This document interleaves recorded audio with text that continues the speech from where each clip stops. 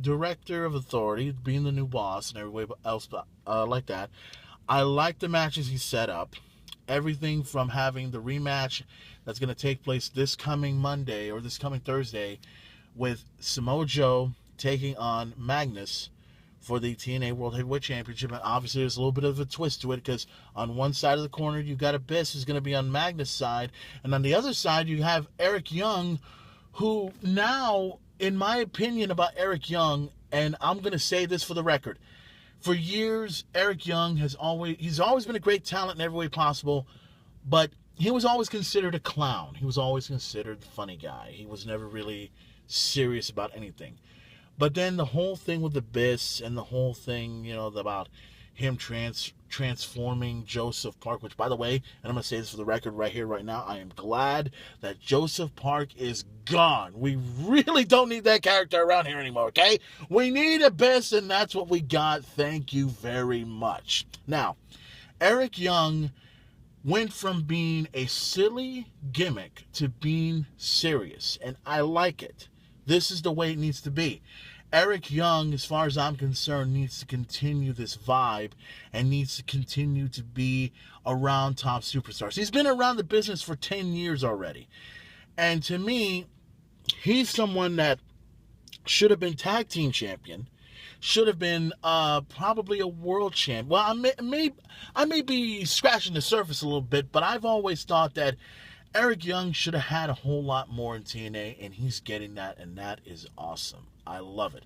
And I hope to see a little bit more of that this coming Thursday night on Impact Wrestling. Samoa Joe taking on Magnus for the TNA World Heavyweight Championship. You got Abyss in one corner, and you got Eric Young in another. We'll see how all that comes into play this coming Thursday night on Impact Wrestling. Let's talk about the... let's see what else. The whole silly, ridiculous thing with Dixie Carter. Oh, my God. Did you see... Oh, my God. Hold on for a second. Drinking my Coke once again. Okay. Now, Dixie Carter, her being gone. Personally, to me, it would have been great for Dixie Carter to actually be on her show for the very last time. Why? Because, number one, it would give us a great opportunity to look at that bitch in the eye and say, goodbye, see you later, we don't need your ass anymore. But Rockstar Spud comes out in this ridiculous thing, and Mike, I swear to God, this is the truth, whether anybody likes it or not. Rockstar Spud, tremendous athlete, great. He won that English boot camp or whatever. He looks like an English version of Charles Robinson. You know that referee, Charles Robinson? That's who he reminds me of so much. And he's accompanied with EC3, which, oh my God. Speaking of EC3, what about the return of Bobby Lashley? How awesome was that? And now, I did not get a chance to see what happened between Bobby Lashley and EC3, but I would have loved to have seen it for several reasons. Number one, I think Bobby Lashley being back is so fucking awesome. I'm glad he's back because there's a lot of unfinished business that needs to be done with Bobby Lashley. Number two, him kicking EC3's ass was worth every bit of it. And speaking of EC3, he's going to take on Bobby Lashley next week on Impact Wrestling. Let me get into EC3 for a moment, and let me mention this for all of you cynic, moronic jackoffs that believe that EC3 is the hottest thing and the only reason that people watch TNA Wrestling. Here's the thing. You think anyone gives a flying fuck about EC3? I got news for you. EC3 is like Damian Sandow, but at least Damian Sandow had the balls to go up against real talent and make a huge name for himself. Even though he didn't become a world heavyweight champion, he made a huge name for himself by going up against the best talent that the WWE has ever seen. EC3, on the other hand, I don't give a fuck what anyone says. Everyone is telling me, oh, EC3 is the best thing that ever happened to TNA. EC3 is going to go places. EC3 is going to be bigger than any star alive. Let me tell you something. He is something big, all right? He's the biggest turd walking God's green earth right now. Because here's the thing. The moment that EC3 walked into the doors of TNA as a Carter and going up against some of the most ridiculous talent I've ever seen, it is pathetic. It is beyond stupidity. What the fuck are they going to do with this guy? And then When EC3 finally decides to take on some real talent, oh, he chooses to walk away like a little biatch. And everyone believes, here's the thing, I got news for you.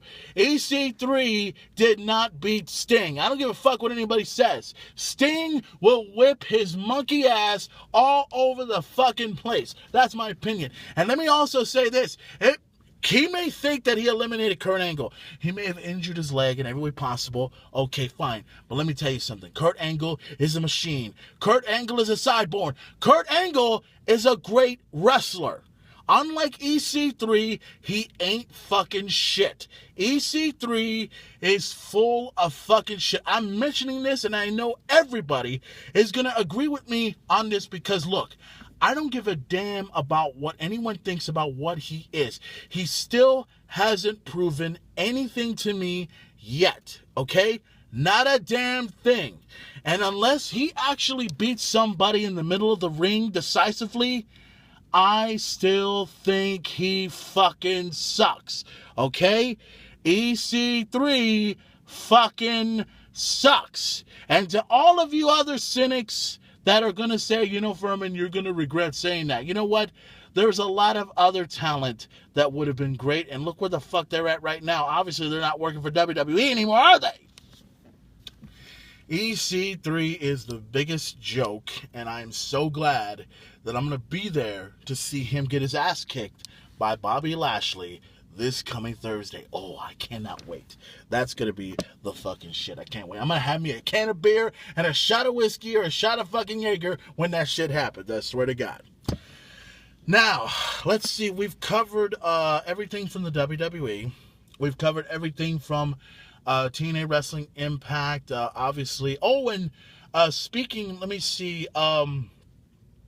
The new talent in TNA Wrestling, the ones I'm impressed with the most was that new Tiger guy. I forgot what his name was and everything else like that. But there was also another superstar over there who was a Japanese sensation. I believe his name was Sundana or Sundino or whatever his name was.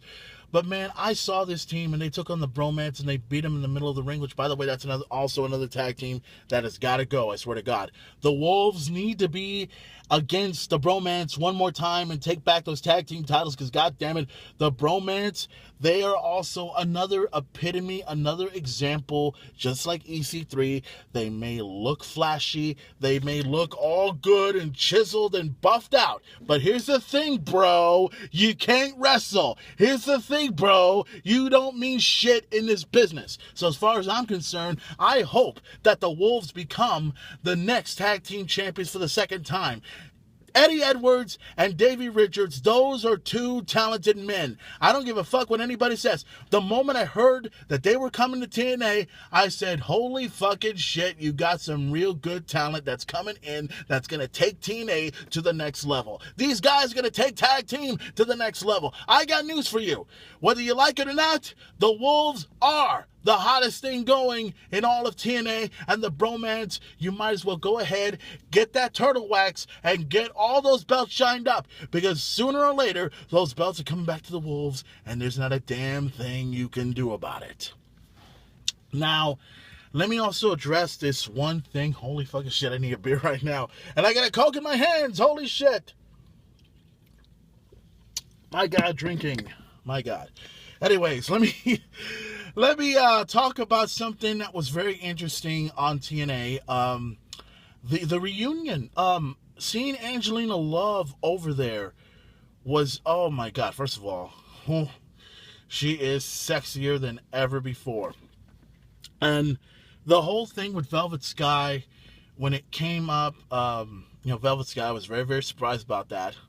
And I'll tell you something, seeing Angelina Love and seeing Velvet Sky together for the first time in many, many years, it just brings back memories of the beautiful people. I mean, I got to admit, these were two of the most sexiest ladies I've ever seen in TNA wrestling. Now, back in the day, when the Knockouts pretty much started off, I remember Tracy Brooks, and I also remember Trinity, which kind of started the whole thing with the Knockouts. And then I started seeing other new talent, other new Knockouts coming in. Gail Kim was one. I know ODB was another. Awesome Kong was also a part of the whole deal as well. The beautiful people were two of the, and I'm going to call it like I see it, two of the meanest bitches that ever came in.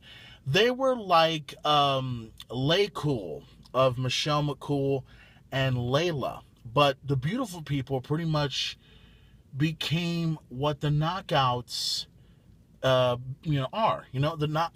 Truly to me, there were two talented women that came out, and they both had successful careers in every way possible. And I've always hoped and prayed that the beautiful people would get back together.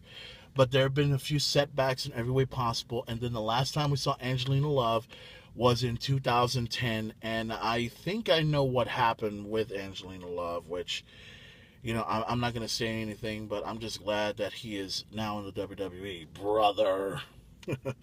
But anyways, seeing the beautiful people together and them wanting to get the band together, personally to me, in my opinion, it would be great to not only have the beautiful people back together, but I think it would be awesome to see those two together along with Madison Rayne to reform the beautiful people and to truly take back the Knockouts division and totally take over the Knockouts division, because as far as I'm concerned right now, the Knockouts right now are hotter than ever, and with the beautiful people coming back, it should lead to them to even, more heights as far as I'm concerned. But it seems that Velvet Sky doesn't agree with that, and it seems that it's going to go forward, or she wants to go forward and do other things, which, I don't blame her, but at the same time, it would be a great idea to see the beautiful people back together. And it's my opinion, and I think it's the opinion of others. Hopefully Velvet Sky would change your mind. Who knows?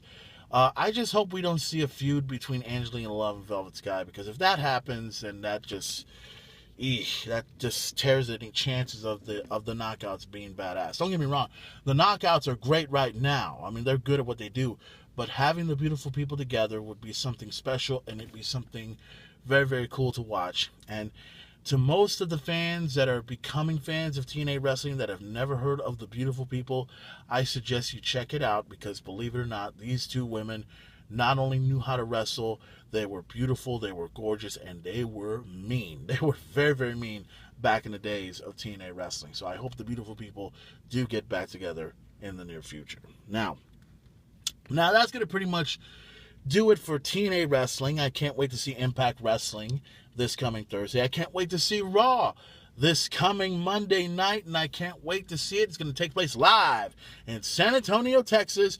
What will Triple H's response be after what happened with Daniel Bryan? That's going to be interesting. Now, before I leave, we're going to leave you with this one final segment.